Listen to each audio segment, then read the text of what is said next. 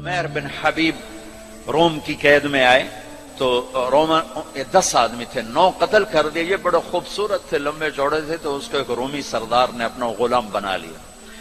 پھر اس نے کہا کہ اگر تو عیسائی ہو جائے تو میں اپنی بیٹی بھی دیتا ہوں، اپنی ریاست بھی دیتا ہوں. تو انہوں نے فرمایا کہ سارا ملک عرب بھی دے دے اور ملک روم بھی دے دے، میں ایک پل کے لیے بھی اپنا دین نہیں چھوڑ سکتا.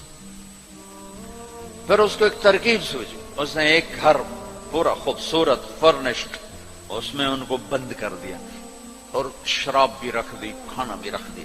ایک خوبصورت لڑکی کو تیار کیا کہ اس سے گناہ کرواؤ.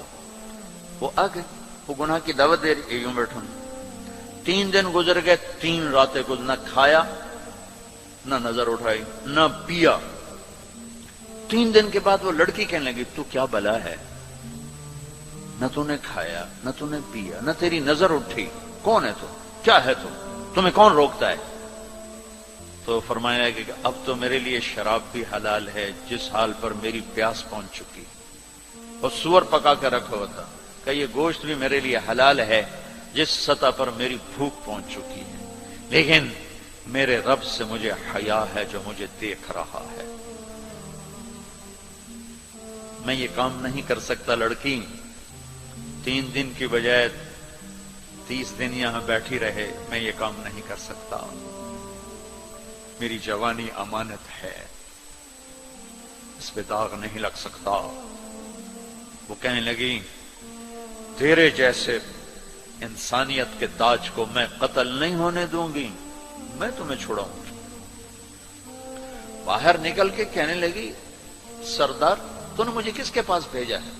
لوہا ہے، نہ کھایا نہ پیا، یا پتھر ہے کہ ایک دفعہ اس نے نظر اٹھا کے نہیں دیکھا، میں کہاں سے اس پہ ہاتھ ڈالتا. اور پھر رات کو آئی، ایک تھیلے میں کچھ کھانا اور ایک مشکیزے میں تھوڑا پانی، اور اس کو چپکے سے نکالا. کہا کہ یہ دیکھو تارا، قطب ستارہ دیکھا، کہ اس کو یہاں رکھنا کندھے پر اور چلتے رہنا، رات کو چلنا دن میں چھپنا. اگر اس کو تم نے اس سیدھے کندھے کے ساتھ رکھا تو ایک دن تم عراق پہنچ جاؤ گے. یہ کردار تھا جس نے صحرا نشینوں کو کیسر اور کسرا کے اوپر جھنڈے گاڑنے کی طاقت عطا فرمائی، توفیق عطا فرمائی اور قوت اور قدرت دی. اپنی 24 گھنٹے کی زندگی میں تمہاری ہاسٹل لائف ہے، پارٹیاں نہ بنو. میرے دیش کو مذہبی نفرت نے بھی برباد کیا ہے اور سیاسی نفرتوں نے بھی برباد کیا ہے. سارا ملک زوال کا شکار ہے. میں سیاستدانوں کا صرف گلہ نہیں کرتا ہوں، میرا تو ریڑھی پہ سیب بیچنے والا بھی بددیانت ہے، خائن ہے.